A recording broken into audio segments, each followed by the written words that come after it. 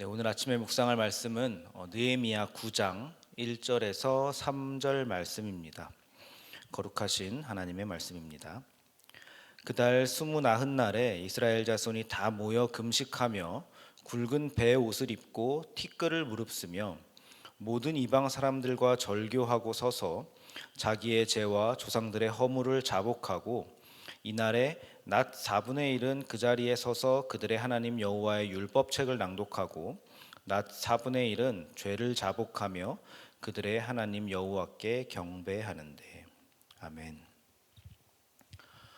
우리가 느헤미야를 보고 있죠. 이스라엘 백성들이 포로 생활에서 이제 귀환해서 돌아왔습니다. 이스라엘 백성들이 포로 귀환을 한 후에 예루살렘에서 여러 가지 굴곡들이 있었지만은 결과적으로 꽤 성공적인 업적들을 이루어냈습니다. 성전도 지었고요. 그리고 성벽도 다시 재건했고요. 그리고 절기 행사도 회복을 했습니다. 많은 일들을 해낸 것이죠. 그러니까 하나님 나라 백성으로의 구색을 지금 맞추어 나가고 있는 겁니다. 그런데 건물을 다 짓고 이렇게 한다고 해서, 그리고 또 행사를 회복한다고 해서 하나님 나라의 공동체가 다 재건되었다라고 할 수는 없습니다. 성벽 그리고 성전 이런 것들은 다 외적인 것들이고, 외적인 것들을 다 이제 갖춰놨으면은 이제 내적인 변화와 내적인 갱신도 필요한 것이죠. 그 모습이 우리가 지금 읽은 느헤미야 9장의 모습입니다. 그들이 내적으로 어떻게 변화했는가, 어떤 변화가 있었는가 하는 것을 9장에서 우리가 본 것입니다. 1절에 보면은 지금 날짜가 그달 스무 나흔 날이라고 되어 있는데, 이 날짜는 8장 끝에서 초막절 절기를 마치고 나서 이틀이 지난 이 날짜입니다. 그러니까 절기 행사가 끝나고 초막절기가 끝났는데 지금 이틀 뒤에 다시 자복하고 하나님을 경배하고 있는 일을 이들이 지금 하고 있는 것입니다. 우리가 지키는 절기를 한번 생각해 볼까요? 우리는 이제 부활절 절기를 만약에 생각해 보면은, 부활절을 우리가 지킬 때 사순절부터 시작해서 우리가 한 달 넘게 열심히 마음으로 준비하고 절기를 진행합니다. 그리고 부활절이 되면은 부활절 찬양도 하고 성금요일 예배도 우리가 드리고, 그리고 계란도 준비해서 우리가 부활절을 맞이하고 준비합니다. 그런데 우리가 부활절 딱 주일날, 부활 주일이 딱 끝나고 나면은 월요일부터는 부활의 감격이 딱 같이 끝나는 것 같아요. 그리고 그 다음 주부터는 언제 부활했냐는 듯이 부활절 끝, 그리고 다음 주부터는 평상시에 그런 일반적인 주일이 되는 것입니다. 성탄절도 마찬가지고 추수감사절도 마찬가지죠. 딱 절기까지입니다. 그 절기 기간에는 특별한데, 그리고 절기 그 주일에는 특별한데, 어떤 그 행사가 끝나고 나면은 언제 그랬냐는 듯이 원래 모습으로 돌아오는 그런 우리 신앙의 모습을 볼 수가 있습니다. 그런데 사실 절기를 생각하면은, 절기라는 것은 절기를 지키는 그 기간도 중요하지만 절기 이후도 상당히 중요한 것입니다. 그 절기를 일시적인 이벤트가 아니라 내가 신앙인으로서 그 절기의 의미를 생각하고 그 절기를 잘 묵상하면서 잘 보냈다면은 그 절기 안에서 어떤 내면의 변화가, 내 깨달음이 있어야 되는 것이죠. 만약에 부활절을 잘 보냈다면은 그 이후에는 정말로 내가 부활 소망을 가지고 그 확고한 그 부활 소망을 간직하면서 하루하루 그렇게 살아야 되겠죠. 그것이 절기를 잘 보내고 절기를 잘 배운 사람의 마땅한 모습일 것입니다. 성탄절도 마찬가지고 단순히 행사 치르는 것이 아니라 절기를 마쳤으면은 삶의 내적인 변화가 있어야 된다는 것입니다. 오늘 이스라엘 사람들이 바로 그 변화의 모습을 보여줍니다. 보통 작심 3일이라고 해가지고 이 3일째가 되면은 다시 원위치가 되어야 되는데, 이 사람들은 지금 3일째 되는 날에 다시 다 모여서 금식을 하고 베옷을 입고, 그리고 이방 사람들과 절교를 하고 자신들과 조상들의 죄를 자복하고 회개하기 시작했다는 겁니다. 이 일을 하고 있는 겁니다. 자, 지금 이스라엘 백성들이 자복했다라고 적혀 있습니다. 자복이라고 합니다. 이것을 세번역 성경으로 보면은 자백했다라고 쓰여 있습니다. 자복, 자백 같은 말이죠. 여러분은 자백해라 이렇게 얘기하면은 여러분은 어떤 이미지가 떠오르십니까? 자백. 저는 자백해라 이렇게 하면은 어떤 막 물고문을 해가지고 막 실토하게 만드는 그런 이미지가 떠오르거든요. 그것이 자백이 갖고 있는 어떤 일반적인 이미지인 것 같습니다. 우리 교회도 주일 예배 때 참회의 기도 시간이 있습니다. 그때 요한일서 1장 9절을 읽으면서 우리가 자백하고 참회하는 시간을 갖습니다. 요한일서 1장 9절에 이렇게 쓰여 있습니다. 만일 우리가 우리의 죄를 자백하면은 그는 미쁘시고 의로우사 우리 죄를 사하시며 우리를 모든 불의에서 깨끗하게 하실 것이요. 여러분이 주일 예배 시간에 이렇게 듣는 멘트입니다. 그렇죠? 여기에 이제 자백하면이라고 쓰여 있습니다. 여기서 이제 쓰인 자백이라는 이 헬라어 단어의 어원을 보면은 자백이라고 쓰여 있는데 동의하다라는 어원을 갖고 있습니다.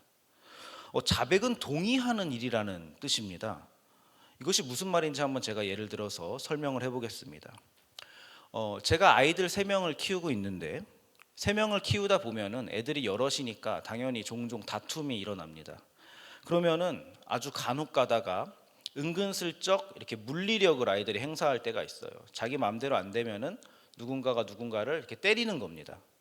그러면 이제 때리다가 저한테 이제 걸릴 때가 있잖아요, 제 눈에. 그러면은 저는 때리는 거는 절대 안 되는 것이니까 때리는 게 발각된 순간 이제 눈을 크게 뜨고 너 지금 때린 거야? 하고 물어봅니다. 그러면은 애가 이제 제 눈을 보고 겁을 먹어가지고 아니 때린 건 아니라 하면서 막 상황을 설명하고 막 그 이유에 대한 막 변명을 늘어놓기 시작하는 거예요. 그러면은 이제 저는 때린 거 맞으니까 너 때렸잖아. 때린 거 아니야? 방으로 따라와봐. 이렇게 합니다. 그럼 방에 들어가가지고 저하고 이제 1대1 대화, 면담이 시작되는 거예요. 굉장히 고통스러운 시간이죠. 그래서 이제 아이들에게 어떤 상황인지 자백을 받아내기 시작합니다. 그러면 아이들이 결국에는 다 실토하고 자백하게 되어 있습니다. 그러면 이렇게 자백하고 이제 면담하다가 마지막에 이제 다 해결이 되고 나서 제가 하는 마지막 멘트는 정해져 있습니다. 거봐, 너 잘못한 거지? 잘못했어, 안 했어? 그렇지? 잘못했어, 안 했어? 이 마지막 말을 꼭 해야 됩니다. 그러면은 아이가 자기 입으로 잘못했어요 라는 말이 나와야 비로소 끝이 나는 겁니다. 자기 잘못에 대한 동의를 구하는 것입니다, 제가. 그리고 아이는 자기가 스스로 잘못한 사람인 것을 동의하고 인정해야 자백이 되는 것이고, 그래야 잘못했다는 것을 인정하는 것을 통과해야 자백이 일어나고 회개가 완성되는 것입니다. 그래야 회개가 되는 것입니다. 내가 잘못한 것을 인정하고 알아야 그것이 회개가 되는 것입니다. 그러니까 자복하고 회개한다는 말은 단순히 지난 죄를 후회하고 그리고 뉘우친다 이런 의미를 넘어서 내가 죄인이라는 것에 동의한다 이런 의미가 담겨 있는 것이 회개가 되는 것입니다. 여러분, 뉘우친다는 것과 동의한다는 것은 비슷한 이야기 같지만 굉장히 다른 것입니다. 왜냐하면은 우리가 회개를 자꾸 뉘우치는 것에 초점을 맞춰서 이렇게 반복하다 보면은 어느 순간에는 죄짓고 주일에 와서 뉘우치고, 죄짓고 주일에 와서 다시 지우고, 죄짓고 주일에 와서 다시 리셋시키고, 이렇게 자꾸 죄를 항목별로 다시 갱신하면서 그렇게 살아가면 되는 것으로 우리가 오해하고 그것이 습관이 될 수가 있기 때문입니다. 그러나 오늘 이스라엘이 자복했다라고 하는 것은 자신들이 죄된 존재라는 것, 자신들이 죄인이라는 인간이라는 것에 대한 것에 동의하는 조금 더 본질적이고 존재론적인 성찰과 뉘우침이 들어있는 것이 바로 자복했다라는 뜻인 것입니다. 그래서 지금 백성들이 금식을 하고 베옷을 입고 죽은 사람처럼, 혹은 마치 죽어야 마땅한 사람처럼 세상과 단절하고 서서 자신의 죄된 존재를 주님 앞에서 적나라하게 드러내면서 동의하고 처절하게 회개하고 있는 것입니다. 이런 회개가 있는 것이죠. 그러니까 이것이 진정한 회개, 이런 회개의 현장, 부흥의 현장을 지금 이스라엘이 보여주고 있는 것입니다. 그런데 이런 놀라운 회개의 현장과 부흥의 현장이 도대체 어떻게 일어났냐, 어디서부터 시작됐냐 하는지가 중요합니다. 이런 오늘 회개 운동이 있기 전에 8장의 끝을 보면은 그들이 성경을 읽기 시작했다라고 되어 있습니다. 에스라에게 말씀을 듣고 배우기를 사모했고 일주일 동안 초막절을 지내는데 그 기간 동안에 날마다 말씀을 듣고 그들이 배웠다라고 기록하고 있습니다. 그러니까 말씀을 듣고 배움으로부터 오늘 우리가 보고 있는 이 회개 운동이 일어난 것입니다. 오늘 3절을 보면은 그들이 낮 4분의 1은 율법책을 읽고 그리고 낮 4분의 1은 자복하고 하나님께 경배했다라고 쓰여 있습니다. 여기서 낮 4분의 1은 3시간입니다. 3시간. 3시간은 말씀을 보고 3시간은 회개하며 자복하며 하나님을 예배했다는 것입니다. 여러분, 이 부흥의 현장을 한번 상상해 보십시오. 이스라엘 사람들이 다 모여서 절기가 끝난 뒤에 다 같이 베옷을 입고 금식을 하고 회개를 하면서 6시간 동안 하나님을 배우고 경배하고 예배하는 것입니다. 이건 신도의 숫자가 늘어났다는 이야기를 하는 것이 아닙니다. 내면의 변화, 하나님께로 돌아오고자 스스로를 쳐내고 엎드리는 이 진정한 부흥을 지금 얘기하고 있는 것입니다. 세상 사람들과 절교하고 구별되기를 결단하는 이 진정성을 지금 보여주고 있는 것입니다. 근데 이 모든 일들이 지금 어디서부터 시작되었다고요? 말씀입니다. 말씀을 기준으로 해서 내가 누구인지, 그리고 하나님은 누구인지, 그리고 그 하나님의 성경 말씀의 기준에서 지금 우리가 얼마나 멀어져 있는지를 확인하기 때문에 지금 회개와 자복을 할 수 있는 것입니다. 우리가 매일 말씀을 읽고 묵상을 하고 그렇게 하는 일들이 바로 그것입니다. 말씀을 통해서 먼저 말씀 안에서 하나님을 보고 그리고 그 하나님과의 지금 나와의 거리를 가늠하면서 자신을 성찰하고 나의 모습을 말씀에 맞도록 그렇게 교정해 나가는 일이 우리가 말씀 묵상을 하는 것입니다. 성경을 읽고 보고 듣고 그리고 내 삶에 비추어 보아야 그래야 진정한 회개가 가능한 것이고 내가 죄인이라는 것에 대한 동의가 가능한 것이고 그것이 바로 하나님께 경배하는 일이 되더라는 말입니다. 사랑하는 말씀삼 공동체의 성락성결교회 성도 여러분, 말씀에 비추어서 죄인으로서의 나의 연약함을 자복하면서 나아갈 때 이것이 바로 하나님을 경배하는 일이 된다고 오늘 성경이 기록하고 있습니다. 주님께서는 이것을 예배로 받으신다는 것입니다. 하나님께서는 말씀을 통해서 말씀에 비추어 우리의 연약함을 깨닫고 우리의 상한 심령, 자복하는 심령으로 나에게 나아와라 라고 말씀하고 계십니다. 우리가 말씀을 듣고 읽고 깨닫고 말씀 앞에서 자신을 바라보고 자신의 연약함을 비참하게 먼저 깨달아서 회개한 다음에 그 다음에 그것을 바탕으로 비로소 하나님께서 우리를 놓지 않으시는구나. 내가 이렇게도 부족하고 내가 이렇게 연약한데도 하나님이 나를 포로 생활에서 끝까지 건져내시는구나 하는 그 사랑을 깊이 깨달아서 우리의 인생을 말씀 삶으로 살아내는 우리 모두가 되었으면 좋겠습니다. 기도하겠습니다. 사랑의 하나님, 감사합니다. 말씀이라는 분명한 기준을 세워주신 것 감사합니다. 우리가 이 기준에서 너무 멀리 벗어나지 않기를 기도합니다.